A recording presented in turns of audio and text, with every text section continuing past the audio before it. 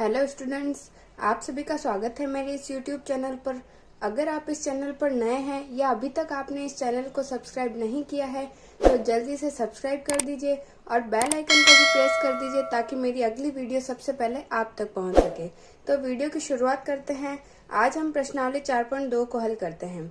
ठीक है, तो पहला प्रश्न क्या है, निम्नलिखित विकल्पों में कौन सा विकल्प सत्य है और क्यों। यानी एक दे रखा है, हमें क्या दे रखा है, एक समीकरण दे रखा है। ठीक है, तो ये बोल रहा है क्या इसके एक अद्वितीय हल है, केवल दो हल है या अपरिमित रूप से अनेक हल है। तो हम क्या बोलेंगे, अद्वितीय हल का मतलब होता है इसका केवल एक और केवल एक ही हल है। तो इसका मतलब होता है अद्वितीय हल है, केवल दो हल है या फिर अपरिमित रूप से अनेक हल है, या तो इसके अनेक हल हो सकते हैं। तो हम क्या कैसे इसका पता लगाएंगे, अगर x का मान में अगर कितना रखो, अगर मैं 0 रख दूं तो y का मान एक अलग आएगा, 1 रखूंगी x का मान तो y का मान अलग आएगा, x का मान 5 रखूंगी तो भी y का मान अलग आएगा। मतलब इसका मतलब क्या हुआ, x के जो मान रखूंगी उसके हिसाब से y का मान भी अलग आएगा। ठीक है, तो इसका एक हल तो होगा नहीं, ना ही दो हल होंगे। इसके कितने हल होंगे, अपरिमित रूप से अनेक हल होंगे। क्यों? क्योंकि x के एक अलग मान के लिए y का मान भी हमें एक अलग प्राप्त होगा। ठीक है, तो इस पहले का उत्तर क्या होगा, उत्तर होगा कौन सा, थर्ड होगा।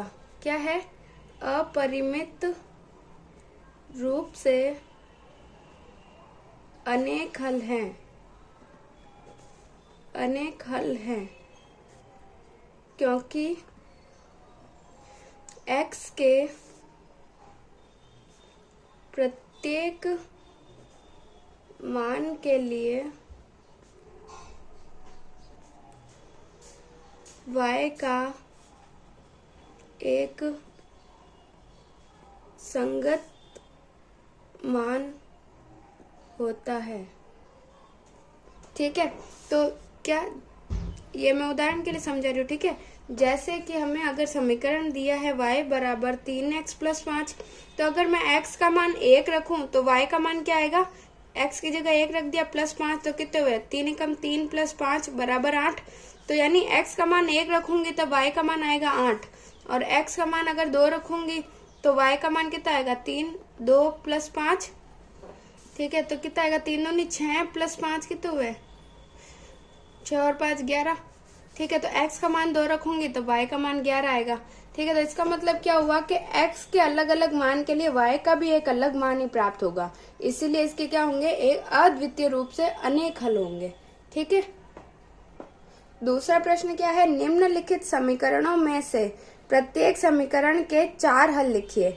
अब ये 3 समीकरण दे रखे, इनमें क्या करना है, x का मान रखना है तो एक y का मान प्राप्त होगा। ऐसे ही x के 4 मान रखने हैं जिससे y के भी 4 मान प्राप्त होंगे। ठीक है, इन तीनों समीकरण में ऐसा ही करना है।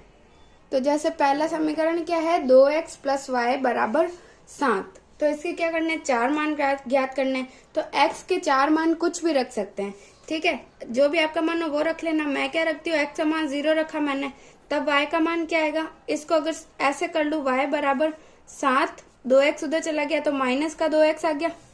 ठीक है, अब x का मान 0 है तब y का मान क्या आएगा, y = 7 - 2x की जगह 0 रख दिया तो फिर क्या आया, 7 - 2, 2 × 0 0 हो गया, तो 7 - 0 = 7। ठीक है, तो x का मान अगर 0 रखा तो y का मान आ गया 7, और फिर अगर x का मान 1 रखो तो y का मान क्या आएगा, 7 - 2, x की जगह 1 रखा तो कितना आया, 7 - 2 × 2 तो = 5। तो x का मान 1 रखा तब y का मान 5 आया। फिर x का मान रखा 2 तो y = 7 - 2, x की जगह 2 रखा तो कितना हुआ, 7 - 2 दूनी 4, तो कितना है, 7 में से 4 गए तो 3 बचा। ऐसे ही x का मान रखा 3 तो y का मान कितना आएगा, 7 - 2, x की जगह मैंने 3 रखा तो कितना है, 7 - 3 दूनी 6, तो कितना बचा, 7 में से 6 गया तो 1 बचा।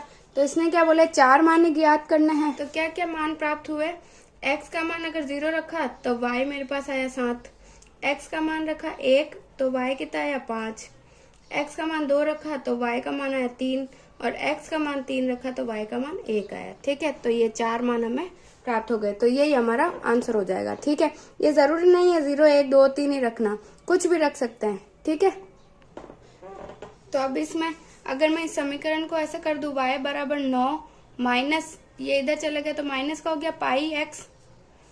तो अब x का मान अगर मैं 1 रखूं तो y का मान क्या आएगा 9 माइनस पाई इंटू 1।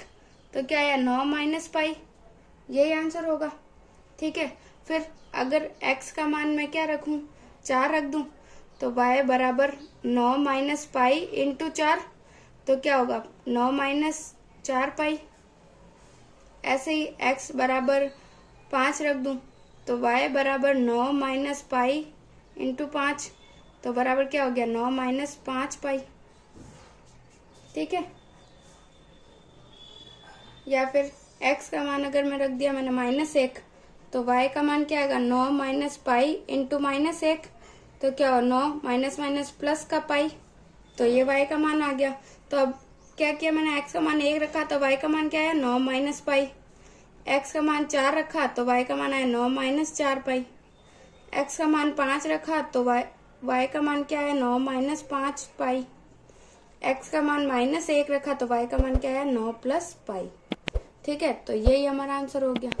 जरूरी नहीं है कोई विशेष मान रखना, x का कोई भी मान रखोगे तो जो y का मान आएगा यही हमें ज्ञात करना है। कोई 4 मान ही ज्ञात करना है। ठीक है, तीसरा क्या है x बराबर 4y। ठीक है, मैं इसको ऐसे लिख सकती हूँ y बराबर x बट्टा 4, क्योंकि 4 इधर गुणा में इधर चला गया तो भाग में आ गया। ठीक है, ऐसे भी कर सकते हैं या फिर वैसे भी कर सकते हैं कि अगर मैं y के मान रखूं तो इससे x के मान आ जाएंगे, कोई फर्क नहीं पड़ेगा। जरूरी नहीं है कि x के मान ही रखना है, y के मान भी रख के हम x के मान ज्ञात कर सकते हैं। ठीक है, तो अगर मैं इन दोनों से किसी से भी ज्ञात कर सकती हूँ। तो अगर मैं x का मान वापस से क्या रखती हूँ 1 रखती हूँ तो y का मान क्या आएगा 1 बटा 4।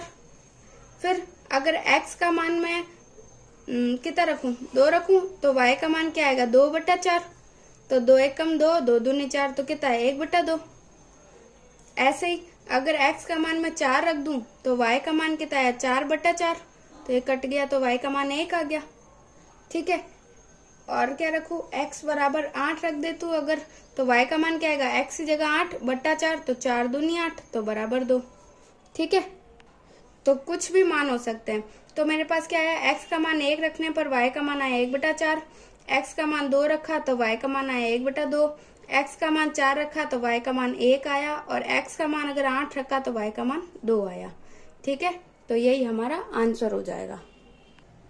तीसरा प्रश्न क्या है, बताइए कि निम्नलिखित हलों में कौन कौन समीकरण x माइनस 2y बराबर 4 के हल हैं और कौन कौन हल नहीं हैं। यानी इस समीकरण में मुझे ये x और y के मान दे रखे हैं, ये रख के देखना है अगर इसमें ये लेफ्ट हैंड साइड और राइट हैंड साइड दोनों बराबर आ जाते हैं तब तो ये क्या है इसका हल है, और नहीं तो नहीं है। तीसरा प्रश्न है x माइनस 2y बराबर 4 समीकरण दे रखा है। ठीक है, उसमें x और y के मान रखने हैं। x और y का मान ये रखेंगे तब क्या आएगा, x का मान रख दिया मैंने 0 माइनस 2, y का मान कितना है 2 बराबर 4। अब ये कितना हो 2 दूनी 4 तो माइनस का 4 बराबर 4। अब लेफ्ट हैंड साइड और राइट हैंड साइड बराबर है नहीं है, क्योंकि ये तो प्लस का है और ये माइनस का है, इसीलिए बराबर नहीं है। तो हम क्या बोलेंगे, नहीं यह समीकरण का हल नहीं है। ठीक है, ये इस समीकरण का ये हल नहीं है। दूसरा है 2,0, यानी x का मान तो 2 है और y का मान है 0। ठीक है, तो समीकरण में अगर रखें x माइनस 2y बराबर 4 में इनके मान रखेंगे तो x की जगह 2 रखना है और y की जगह क्या रखना है 0 बराबर 4। तो कितना हुआ, ये तो 2 और इधर तो -0 बराबर 4। तो क्या हुआ 2 बराबर 4 हुआ। तो अब ये left hand side right hand side बराबर नहीं है, इसीलिए क्या हुआ ये भी इसका हल नहीं है। तो हम क्या लिखेंगे, नहीं यह इस समीकरण का हल नहीं है। ठीक है, तीसरा क्या है 4,0, यानी x का मान 4 है और y का मान कितना है 0। तो x माइनस 2y बराबर 4। तो x का मान 4 रखा मैंने और माइनस 2y का मान 0 बराबर 4। तो इधर क्या हुआ 4, ये तो हो गया 0 बराबर 4। तो 4 बराबर 4, तो यानी लेफ्ट हैंड साइड और राइट हैंड साइड बराबर है, इसीलिए क्या हुआ यह इस समीकरण का है। ठीक है, क्योंकि इसमें लेफ्ट हैंड साइड और राइट हैंड साइड बराबर है, इसीलिए ये इसका समीकरण का हल है। ठीक है, चौथा क्या है, √2, 4 √2, यानी x और y के मान दे रखे हैं, तो x - 2y बराबर 4, तो x का मान रखा √2 - 2 4 √2 बराबर 4, तो ये क्या हुआ, √2 - 4 दूनी 8 √2 बराबर 4, तो ये बराबर तो है नहीं। ठीक है, तो ये अगर इनको सॉल्व करेंगे तो अब ये बराबर तो आएगा नहीं, तो इसका मतलब क्या हुआ कि अगर 8 √2 में से 1 √2 जाएगा तो कितना बचेगा, 7 √2 बचेगा, वो भी माइनस का, बराबर 4, ये दोनों बराबर नहीं है, तो इसका मतलब क्या हुआ कि नहीं, यह दिए गए समीकरण का हल नहीं है। ठीक है, क्योंकि लेफ्ट हैंड साइड और राइट हैंड साइड बराबर नहीं है। पांचवा है 1,1। ठीक है, तो x - 2y बराबर 4, इसमें अगर रखेंगे x का मान 1 - 2y का मान भी 1 बराबर 4, तो 1 - 2 बराबर 4, तो कितना हो, माइनस का 1 बराबर 4, तो ये दोनों बराबर नहीं है, तो ये भी क्या होगा, नहीं, यह इस समीकरण का हल नहीं है। ठीक है, लास्ट चौथा प्रश्न। चौथा प्रश्न क्या है, k का मान ज्ञात कीजिए जबकि x बराबर 2 और y बराबर 1 समीकरण 2x + 3y बराबर k का एक हल हो। ठीक है, इसका मतलब क्या है, x का मान 2 रखना है और y का मान 1 इस समीकरण में रखना है, जिससे k का मान हमें ज्ञात हो जाएगा। ठीक है, तो हमें k का मान ही ज्ञात करना है। तो हमारे पास ये समीकरण है, इसमें x और y के मान रख देते हैं, तो 2x का मान 2 + 3 y का मान 1 बराबर k, तो 2 दूनी 4 + 3 बराबर k, तो 4 और 3 7 बराबर k, यानी k का मान हमारे पास क्या आया, 7। ठीक है, यानी x और y का मान जब ये रखेंगे तो k का हल क्या आएगा, 7, k का मान हमें प्राप्त हो जाएगा। ठीक है, तो इसी प्रकार 4.2 प्रश्नावली यहीं पे समाप्त होती है। अगर आपको मेरे ये वीडियोस पसंद आ रहे हैं तो इन्हें लाइक करिए, अपने दोस्तों में शेयर करिए और मेरे इस YouTube चैनल को सब्सक्राइब जरूर कीजिए।